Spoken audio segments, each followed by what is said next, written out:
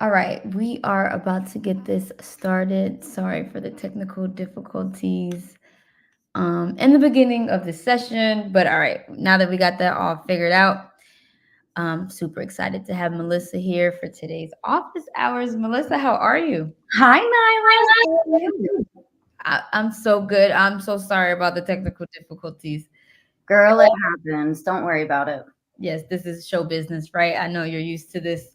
And Um, I love that I get to do this with you because not only have we been peers in the industry for over probably a decade now, but I'm used to being in the room for your interviews, but not in this chair. Usually my talent is with you. So this is new but fun. So I'm glad I get to do it with you.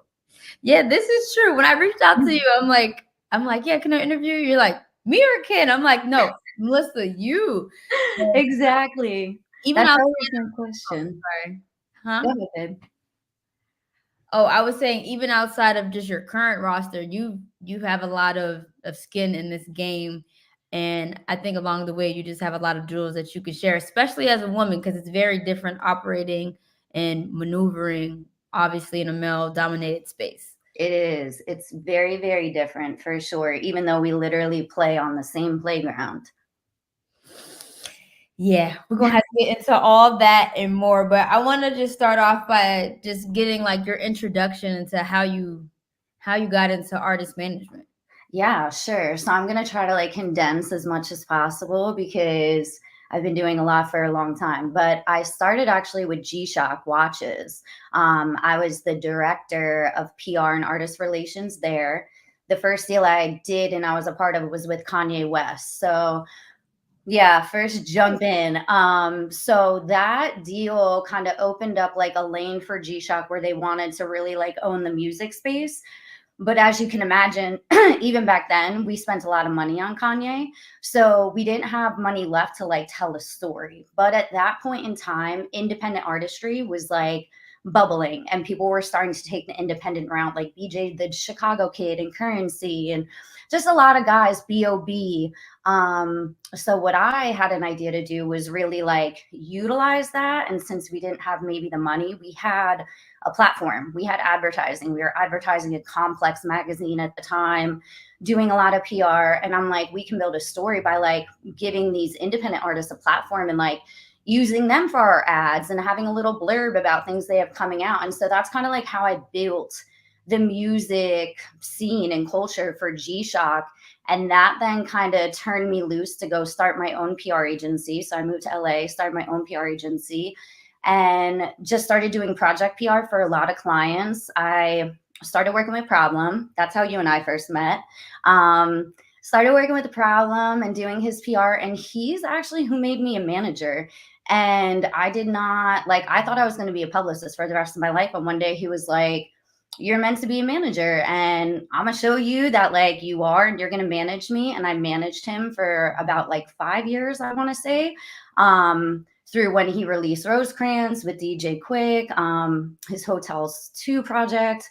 But yeah, he literally like put me in that position and I loved it. And I was like, oh, he was so right. Like, I'm made for this. Like, this is, I'm so about getting in the paint and touching every single facet. So from there, I went on to work with Black Youngsta, managing Black Youngsta, and then later becoming president of Heavy Camp, handling that label of his, and then discovered Ken, found Ken.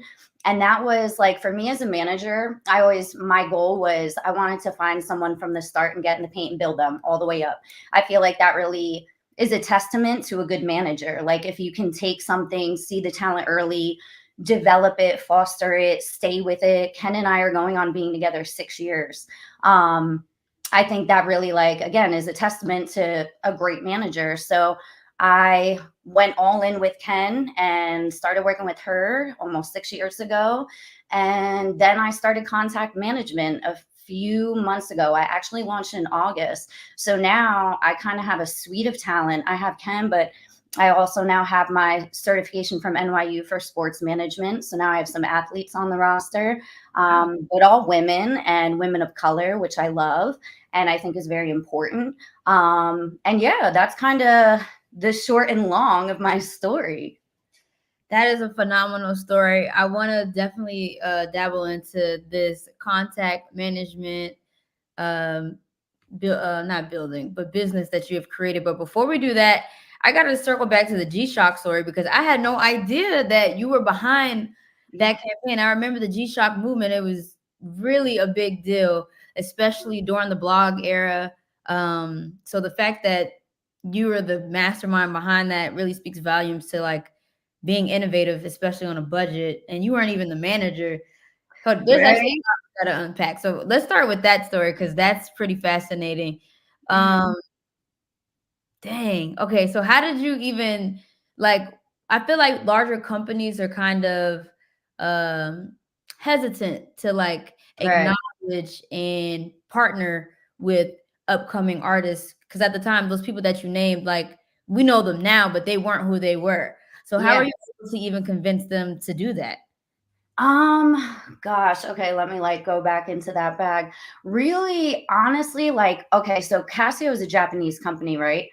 They loved like in the American culture, because also like in working for Casio, I had to go to Japan and I stayed in Japan for like a month and a half to actually like be at headquarters and understand like how the brand originated and also teach them like what we were doing to like lean into what was happening in culture. But I think like with Kanye, like that's where they kind of were more open with it, right? Because we had him at the forefront and he was very involved. Like Kanye back then, because this was in 2006. Oh, so you had a So bigger fish. yeah, so Kanye back then is still Kanye now. Like he very involved, like, you know, the artistic, the creative, like how the ads were displayed and all that. And he actually was like he got it too. And he was big with independent artists and like pushing like the Wale's and like what was coming next. So his voice definitely lent to it. But I think also like the way the brand saw that like the pandemonium or fandemonium, as you would say, like that took place with people thinking G Shock was so cool because like not only was it in complex on the cover with Kanye, but like, you know, there's a 4-page spread and we have because I did the sports too and I did culture. So like it was our pivot or our what am I looking for? Like our polls, our tent polls was Kanye for music, Nigel Sylvester for BMX Oh, sports, which fire. like he was killing it. I mean, he still kills it. He's still Yeah. so relevant and like doing his thing, but we had him early.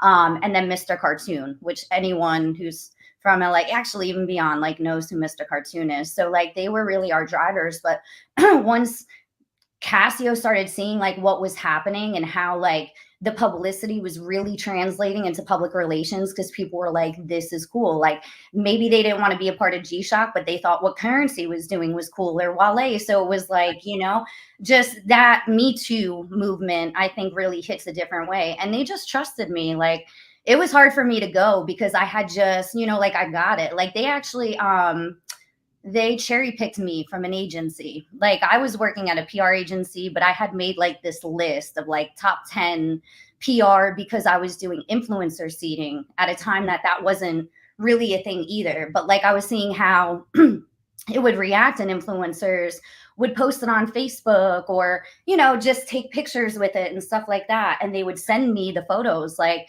I was out because this was the time where we didn't have Instagram and stuff. But, you know, they'd be like, I was at this party over the weekend and I was wearing the Baby G watch and like the brand, it just started to blow up and go crazy. And so we just stayed on that path.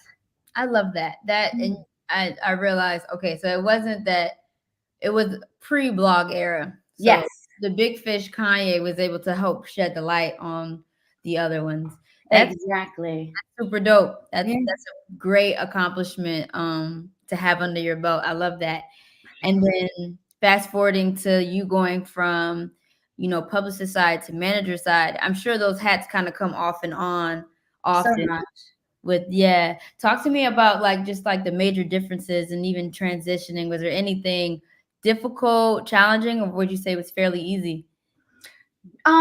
No, I wouldn't say it was easy. I wouldn't say it was challenging. I would say it was like kind of a puzzle, right? Like, cause you're already in the mix, but you're very You're the publicist. Like, even to this day, I was on the phone with someone earlier from a label about something, and they were like, well, yeah, I told her like her PR, and it was about someone I manage. And I'm like, I'm not their PR. You get kind of stuck there, and people don't necessarily feel that, in my opinion. And also, as a female, you add that dynamic. As a woman PR, they're like, well, she's good at media. She's a cute face that knows how to talk and like can get us Complex or Hip Hop DX or things like that. But like, she can't come to the big boy table and know how to negotiate a deal or this, that, and the third. And maybe not initially, and maybe I have in a different way, but I think it's also like like willingness to lean in and understand you don't know everything, and like not try to jump head first and be like, I can juggle all the things, right? Like, that's why I think for a long time I was very much like, anyone that knows me, I was always just managing one person. Because for me, I'm like, if I take on too much and I don't know everything, I don't want to be the one responsible, right? But like, if I have one person to own in on, I'm doing everything. Like, I'm able to give the time to understand how this works, or take DSPs out to dinner and build a relationship. So I think it's really just understanding like you got to get in the paint, and not everyone is gonna take you seriously, and you got to have the horse blinders on and just keep going until you have that moment where people are like, wow, like, let me give you your flowers because you really did do it, and that's totally okay. No one is responsible to celebrate you along the way, right? Like, and unfortunately a lot of people just come for the party, and that's fine too, but like, you just have to be okay with that on your journey. Yeah. Honestly, I hate that people just come for the party. I don't want you to just come for the party. Right. But you know what? I'm like an introverted extrovert that like, I don't want to see you that often anyway. So like, if you want to come and like give me my flowers and celebrate us, like, that's amazing.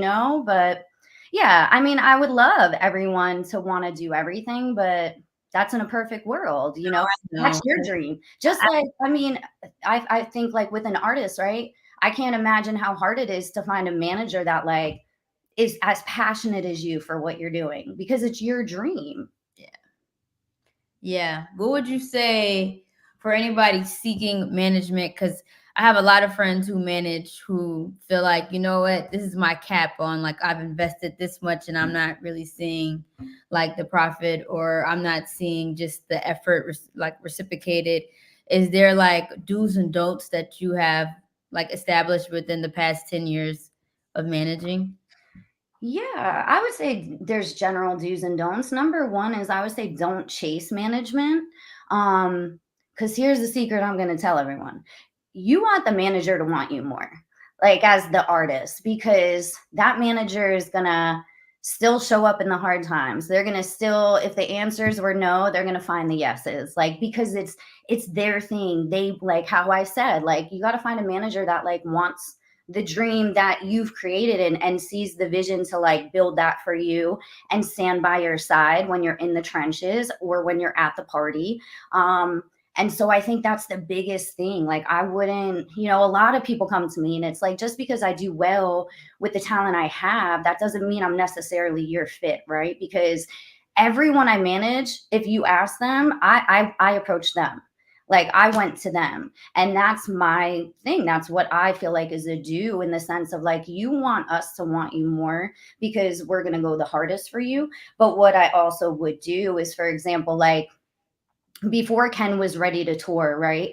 I started to do my research on different booking agencies, and agencies that I thought would be a fit, and agencies that I felt were like really going hard for their artists. And I had taken someone out from a booking agency to dinner, and it was like way before Ken was ready for the road. But I did this dinner, and during this dinner, I was like, I just want you to remember this, because I'm going to be back. I'm going to be back. Because it was like they weren't like, Ken wasn't ready, and obviously they weren't ready to take her because she still had building to do.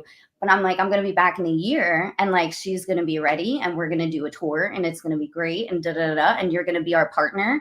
And fast forward the year, they were like, they came around when we were ready to build a tour. We built a successful tour together. But I think that's important too. Like, I identified who was going to be the fit and who was like that missing piece, but also understood that like, I might be a little too early to the gate, right? But that doesn't necessarily mean I can't get in front of them so that now I'm a staple that they think about, right? Because then they were dialed in on Ken, they were dialed in on me, they were seeing everything we were doing, like they got it, so that when the time came, it was a perfect pairing. So I think it's like a little of both. Like they gotta want you, but like you have to identify like who is that level that is a fit for you, and like make sure that they're aware, but they also know that, you know, like you're still building, but like you're building to get their attention. Yeah. Yeah. Long game. Yeah, the long game, which no one likes to hear, the long game, but I tell people the long game gives you long money, honey. So that's all I gotta say. Like you I gotta look love at the that. long game a little different. Yeah. No, those are good words to live by. Yeah. Now, like it seems like it seems like your transition, like you said, it's kind of like a puzzle, you're figuring it out. But was there anybody who like helped to mentor you or kind of like usher you in? Or is that really you just figuring it out every time? Okay, so it's really me figuring it out every time Wow. because you know we sadly we all coexist Yeah. in the music industry. We don't co-collaborate, if I'm being so real. And I Mm, wish we did more, but and I'm guilty of it too, right? Like I'm not saying I'm perfect and I've done all the things and I'm the champion, but like I recognize it, and I try to do what I can do for, you know, those Melissas that are there. So not really, but I do definitely Erica Coulter. I don't know if you know her from, God, I can't think of what label she's at right now. Warner? No, she's not Warner. She's gonna kill me. Okay, but Erica, when Ken had gone back independent after Asylum, I was rolling her independent, and we had this song now known as Not My Man.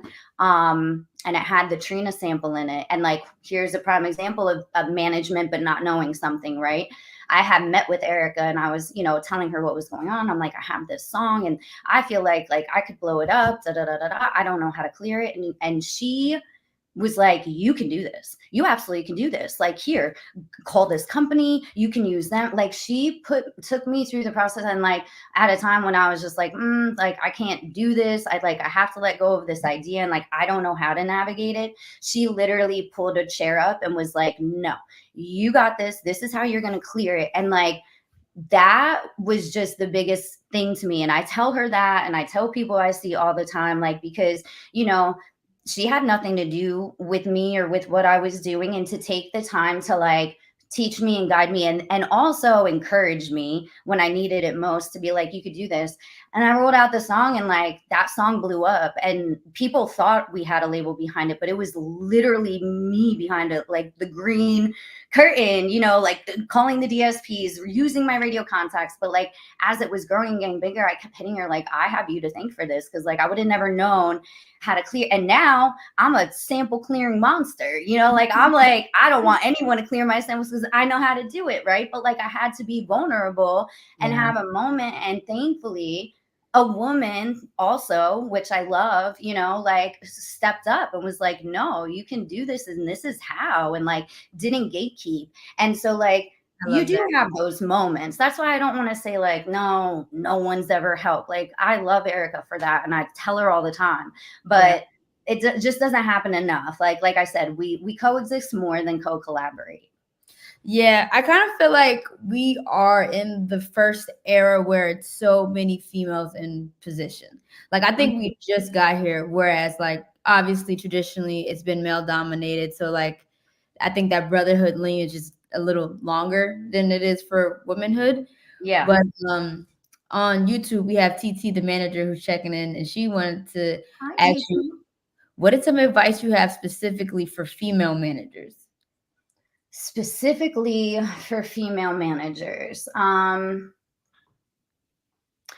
would say definitely find your tribe, right? Like, because initially I was trying to lean into just people in management, right? But like, once I started learning, like, this woman that managed this person and this woman that, I'm like, oh, wow. Like, so, you know, like leaning into kind of find your tribe, I would say would be one thing. Um, I think a lot of times when we're not invited into the room, we just kind of accept not being invited into the room. Mhm. So I kind of don't agree with that. I kind of am always the one to like, don't ever accept no for an answer. Like, just because you can't get invited into the room doesn't mean you can't find an open window kind of vibe, you know? And sometimes we got to like look for the open window, unfortunately. Like, it's just how it works. Um, and I would also say, don't be afraid to be vulnerable and like be sensitive and have feelings, right? Because I think that's what makes women managers, in my opinion, and sorry men for watching, better managers, because we're able to multitask and get things done, but like we don't compute talent as like products, which they are products, right? At the end of the day, they are a product that, they have to show up and do, but they're not like Heinz ketchup that just gets an end cap and like, a display in the Ralph's weekly clipper, and that's that. Like, they're human. So they have to be the product under every type of circumstance, right? And I think artists need that. Artists need people and managers to understand they're human and like hear their feelings and validate their feelings, but also still get it done. And I think a lot of the times, because it's looked at maybe as weak or as a sensitivity, I always say, F them people. Like, let them people think that what they want. Because you know what? Like, we're still winning. And I think that's what makes us us. So those would be like my main, for female managers. Yeah, no, that's all great feedback. Retweet on all of that, especially the finding your tribe, man. That's good. Mm. You need that rock. So Jade, who is watching us from LinkedIn, said, "Hi Melissa, what advice do you have for a manager slash artist duo who intends to remain independent?"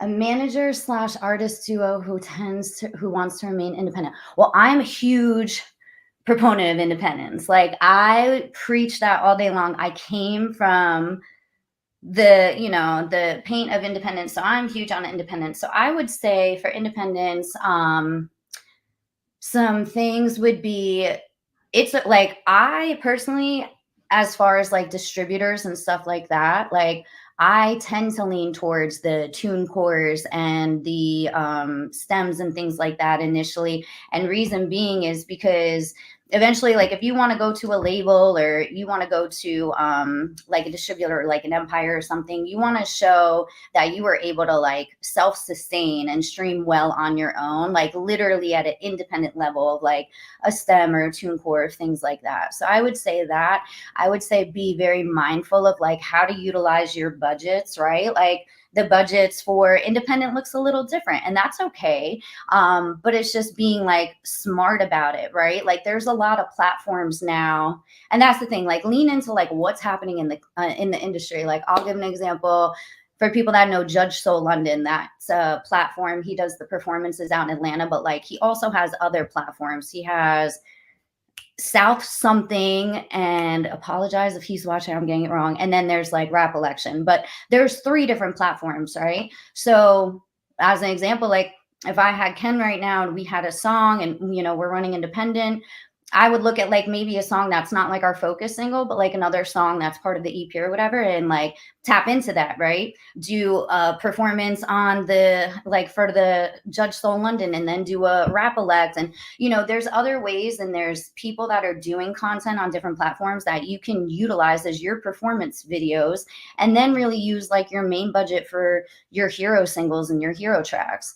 I also kind of feel like, and this is me personally, social media sponsorship, advertising, all of that, I don't feel like it's effective. I feel like everyone's just there to watch and not really like, it doesn't translate. So I would say leaning more into experiences with the DSP and playlist people, and DJs, like literally touching people, because I just feel like that transcends more than social media. And I think a lot of people like lean on social media statistics, but it's like, is it translating in your ticket sales? Like, are you selling a lot of merch? Like, the conversions on Instagram don't really mean anything to the outside part of the music world. That is correct. Well, from my personal experience, I can't speak for everybody, but well, it's 2 of us saying the same thing. So I'm just saying, you never seen us and Batman in the same room, okay? Now. Agreed, agreed. Okay. Yeah, no, that was very real. And yeah, I really like your answer in regards to just tapping into communities that already have built-in fan bases who are fans of you. Yeah. Like that's just Oh, and I forgot the most important thing for her, your localized support. Like, I think a lot of artists are straying away, and even the labels, like, they're straying away from where your artist starts and originates from, you know? Like, I just put together Ken's Q4 plan, and I have a piece that's like localized. And where when I was sharing it, a lot of people gave me feedback like, we love to see that you have like a localized plan, like how you're going to tap into the Houston market. And I'm just like, well, isn't that obvious? But like, I guess not. I guess a lot of people are getting away from that. So I think, especially as independents, because that's your hometown, so they're more willing to say yes and like extend themselves. Like, put together how you can have a localized marketing plan around your releases to tap in, be it the local radio stations, or who are the DJs in that area? Can you host a dinner with them? Things like that. yeah. No, that is pretty brilliant. I will say this is why Thanks, you do what girl. you do. Okay, so I wanted to know, how do you navigate building relationships within the music industry, especially as a woman? And I'm sorry to put emphasis on a woman. I know you're more than just a woman when it comes to this, but I ask it like that just because, there's like a fine line between like trying to like build something with somebody and then somebody possibly taking it too far or reading it the wrong way or not taking you seriously, or it can go so many different ways when literally you're just trying to build for the business. So many ways. And I'm just going to start and be transparent that it will go so many ways. And some of those ways, and some of those ways, you just got to let that leaf float down the river, okay? Because it's just, that's what it is. And like, you ain't going to get any further if you ain't going to do certain things. And that's not why we're here. So let's just start there. But more broadly, how I build relationships, honestly, I'm an Instagram stalker in the sense of, like, don't get that wrong, in the sense of when I see people posting, like, I pay attention. Okay, so I'm heavy on Instagram on Fridays. Why Fridays? Because it's store turn and new music comes out and everyone's getting their looks. They're getting their Times Square billboard. They're getting their Feeling Myself cover, right? And what do a lot of the executives and managers around the artists do? They post it and they thank the people like you and the behind the scenes, the DSP, all of that. So I'll find people that way, like that I may not know, and then I discover them. I'm like, oh, they're so and so and they work here. So then I'll go into the DMs and I'll give them like a general message of like, hey, I'm so and so, blah, blah, blah. I would love to connect sometime. And if they're down to connect, like, I'll go out and, take them for a lunch or, go to a dinner just to have FaceTime and one-on-one and stuff like that. So that's one part of how I'll find new people and like find people that I'm like, I need to build relationships. As a woman, that part is my kind of practice is after I do it in person. And sorry, but especially with men, not so much the women, but with men, I follow up the in person with the email. And like I send an email after, like, because I feel like if I thank them in text, or like even if we've exchanged the numbers, like if I'm now getting that personal, I feel like that also is kind of like opening up the like, hey, we could be here, right? So I always follow up with an email, like thanking them, like for taking the time for lunch or taking the time for dinner. I'll attach like a backgrounder on my talent, like, I attached a backgrounder for you, I attached some links, blah blah blah, like would love to, do a Zoom brainstorm soon. So I feel like when you bring it back a little business again, they're like, oh, okay, like she's serious. Melissa, that is a great tidbit. I'm actually going to steal that from my own personal journey. That is Ooh. And amazing. now all the men know. They're like, damn, they email me. No, that's Yo, bro, she emailed me. yeah. No, stay back in Yeah, she line. Like, ain't with it. I got the email. I love that. No, that Mhm. is a really great Yeah, strategy. so and it's just a way to let them know, like, hey, I'm here because you do what you do and I do what I do, and like we can co-collaborate, and maybe be like buds down the way, and I don't Yes. know. And Impulse on Twitter or on X says simple but effective. Yeah, there we go. Simple but effective. See, my guy knows. He gets it. I like that. And then the manager says My headscarf is a part of my branding for a reason. Yeah. You know what? And I'll also say that, which like, but in the sense of it kind of sucks, but like we do have to kind of well, I know me, I kind of don't dress how I'm like I dress, right? Like how you see me when I'm going out with my girls for dinner, like you wouldn't see me in that stuff when I'm doing meetings, right? I'm very much sporty spice, but like then I turn into posh, like when I can be me, you know what I mean? But it's like I kind of it also is like, man, that's sad that like women adjust, right? Like you adjust to avoid what possibly could be because it is a possibility, but you know, it's just another thing. So No, you're so right. I mean, even me the same way when I started working in radio, like I was still in college, so I was still, yeah, you're dressing still fly and young.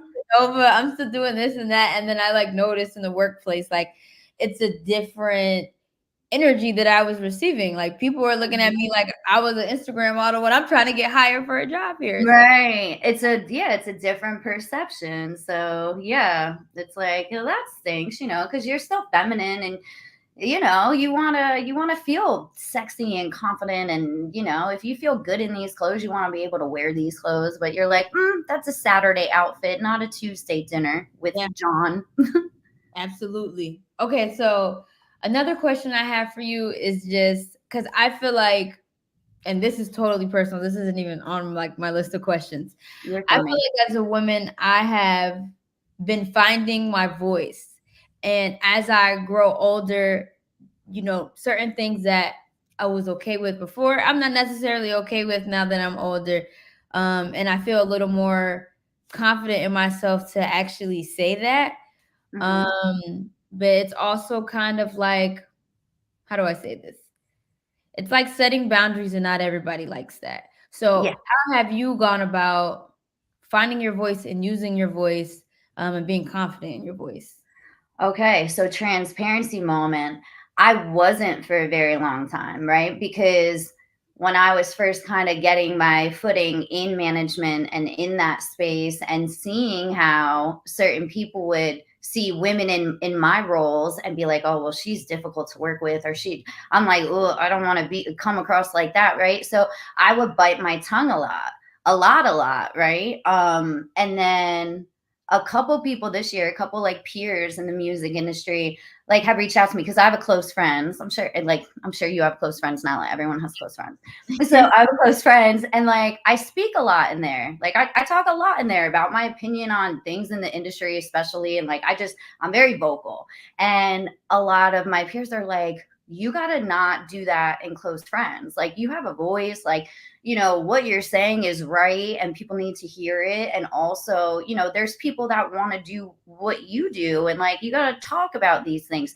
So for me, you know, it's been feeling more comfortable because other people sadly are like you know encouraging me, but it's because I've had that stigma of like don't want to ruffle feathers, like just want to play nice. But I you know the same, like I feel like this year I've gone through a lot career wise where I'm like, and you and I were talking about this earlier, there was a lot of things that you know should have been handled because of being fair, but like just because it's fair doesn't mean like you'll win, right? Like on certain things we were discussing, and it's like, um, that's what I've always been hindered by. Like, oh, well, you know, even though what I'm saying is correct, like that doesn't mean everyone's going to be on my side or like not have an issue with what I'm saying. And so I think it's been like really listening to people and listening to me. And I'm sure there's probably people in your ear like, Nyla, you know, you should speak on this, but actually like stepping into it, right? Like, I don't do what we're doing. Like,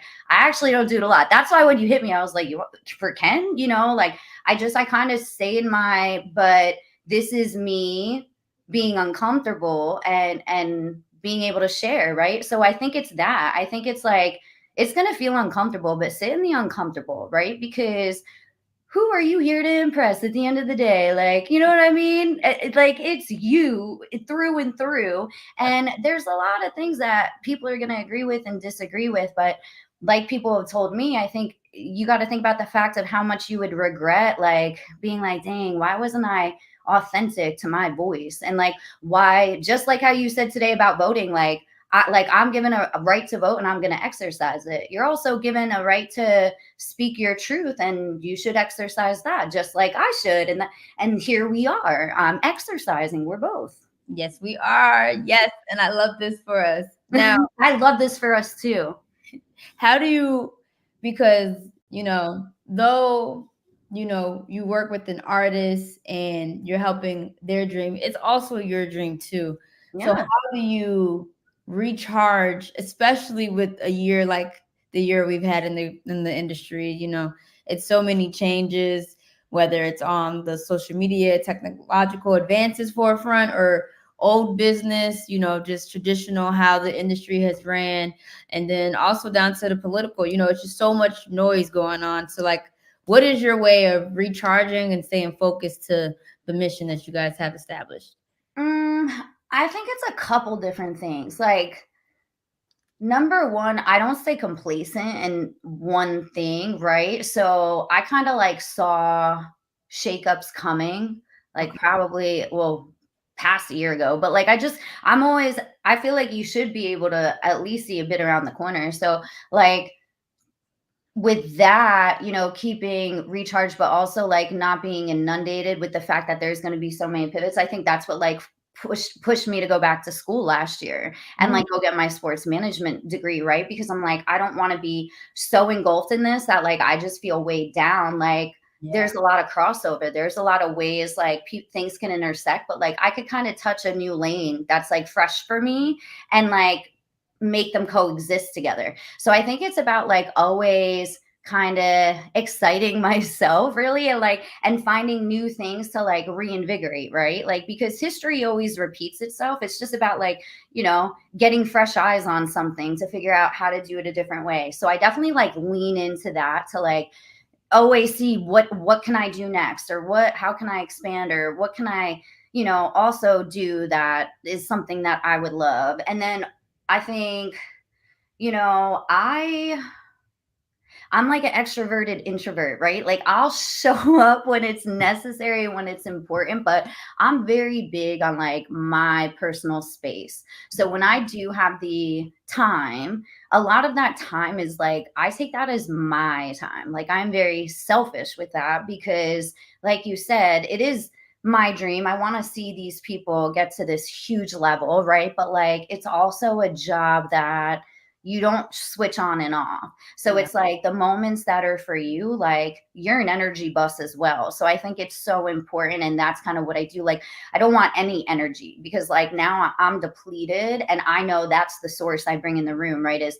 I'm high frequency, I'm great energy. And so like, I think it's also acknowledging that like we can't be on 24/7. So when we feel like we're not showing up as our best selves, that's when like we got to take a hike and kind of like take 10 and maybe take a beat and just like recharge our own energy. So I'm just very like cognizant of my energy, and also just trying to, like always expand and figure out how to build other things to make things still like fun and exciting Yes. when everything is crumbling. Well, you know what? As we learned early on in your story, you've always been innovative.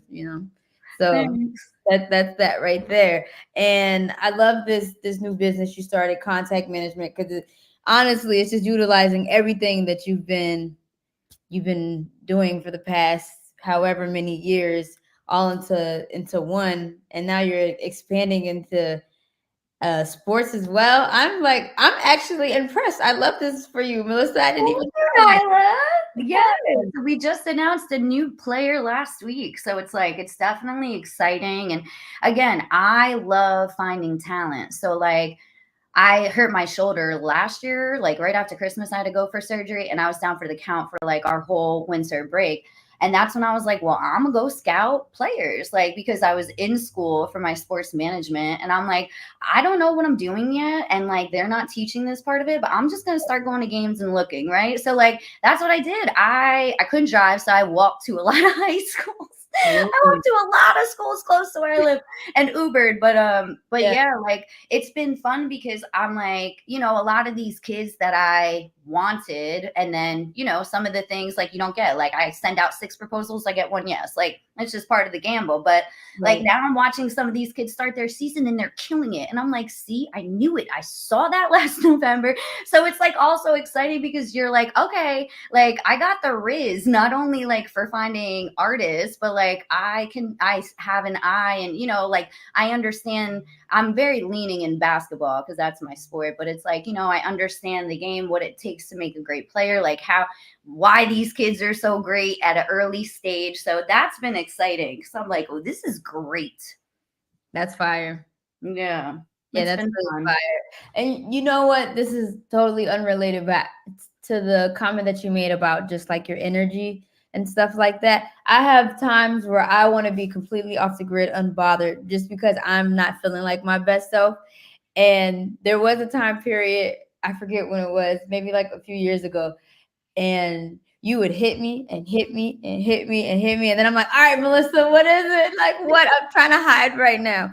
But I have to say, like, you said, like, you don't take no for an answer. Like, you need what you need, and you got Yeah. what you wanted. I'll say that, even in the midst of my chaos. But it's just like, Ah, I commend it. well, thank you. Yeah, and I try not to be that annoying, but I will say, "Hey, it's me," until you say yes or no. And then if it's a no, I'll go back and figure out to come back to possibly get a yes. But as long as you answer me, like that's the goal. I don't like to not get an answer. Like I don't know if you didn't answer me. I'm just saying in general. Like that's why like I'll be persistent. That's the word I'd use. I'm a persistent manager, like but I'm just like just give me an answer so I can move on or go this way, but like I want to hear an answer. Like because I'm not going to live in gray for the rest of my life. Like I need a yes or a no. I feel that. Actually, Yeah. I respect it and I love it, and I'm the same way now. See? Well, see? So it was a good thing. Look at that. Yes. I thought Hey. you were going to talk about because didn't we talk about books one time? And I was telling you because you were telling me about like your energy, and we were at the Oh yeah. elevators, and Mhm. I was like, you need to read the Energy Bus, which Yeah. anyone that's watching this live should read the Energy Bus. It explains a lot. It'll make you come out a brand new person. You'll Right. have energy boundaries, and you'll understand when like you got to drop everyone off the bus and like drive that bus to a deserted place to chill by yourself. No, for real. Yes, she's not lying. The energy bus and yeah, and one that I've really been putting into practice this year is the four agreements, which is Okay, I was like, I forget if you read like the miracles one or the agreements. Okay, yeah, yeah. so all good stuff. So TT the manager says I'm preparing to go on tour with my artist, his ninth tour this week. Do you have any advice for preparing an artist for a successful tour? Yeah, a lot of stuff is gonna go wrong. Lord. um, but no, like that's that. Like, don't expect it to go perfect, right? Like it's your first tour. Be proud of yourself for getting there. Like that building tour was whew, I'd never done that before. Actually, I did. I built Black Youngsters International Tour, which that actually was pretty challenging because I didn't know those countries and we nailed it. But we did miss a couple flights because I didn't really understand times. But again, don't expect everything to go perfect. So I think, like don't expect everything to go perfect. Like you're gonna have fires. And I think like really having the mindset that like when issues happen, instead of having a freak out or instead of having a moment, like utilize that energy better to be solution based, right? Because the problem is the problem. So don't spend the time stressing or this, that, and the third about it. Like be solution based about what can be done about those problems. Um, also definitely do the sound checks because a lot of the times like even though you're prepared like the venues aren't always so definitely take advantage of doing your sound checks for sure um and have a blast. Like I think back to our first tour last year and we even though we really had a blast, but like once we were done we missed it because it was just like there was so much adrenaline, so much going on, but like have fun. Like this is you got to think this is your first and last first tour, and embrace it as such. There's going to be bumps along the way, but be proud of yourself. Your artist should be proud that you've gotten this far, but show up and show out and really take it, like you have a job to do because once you sell them tickets, baby, and you got that ticket sales history, it's only up from here. Amen to that. Yes, Okay. I love it. Okay. Well, Melissa, thank you so much for hopping on and You're doing so all welcome, these sweetheart. hours. Is there any last things that you just want to, shout out and highlight before we wrap? Well, I want to give you your flowers because I'm just so proud of you for everything you always do, and the fact that you're acknowledging you're stepping into your voice more. And I can't wait to see more of that voice in action. And speaking of action and voice, I encourage everyone to utilize their action and their voice to vote. It is a very important election year, and all of us have the opportunity to have a say. So if you haven't yet, I encourage you, please make sure you go vote. Yes. No, that was a word. Thank you, Melissa. I really, You're and welcome. I've been giving you flowers this whole time, but you have Aw, just been leveling up every time I've seen you over the course of the years, and it is really inspiring. Like, I, thanks, babe. And yeah, that's my goal. If I can inspire one person, then I've done my job. But I would like to inspire like thousands. yes. Well, it's getting done because seriously, how many female managers do you know managing a female? Like, and Mhm. I think people always oftentimes say like, oh, females can't work together, but every time I hit you, it's love and vice versa. Yeah. And same for the girls. So that's why it's like, I I don't got know. a whole roster of girls now. Ooh. I know I'm actually excited. We're gonna have to talk about that Yeah, offline. I got 4 girls all together on contact management right now. So yeah, I'm like, and at a time I was always all male. So I'm like, Maya, the tables have turned, but I love it. Like You were in I'm the glad that trenches. I'm glad that I was able to open contact management and create a platform that really is for the women. Yeah. No, whatever you need, you have my support. If we can find a way to work with Two Loss as well, I would love to. Absolutely. Yes, we will. Okay, All right. perfect. Thanks, babe. No problem. Later. That's all for Bye. today. I'll see you guys next Monday.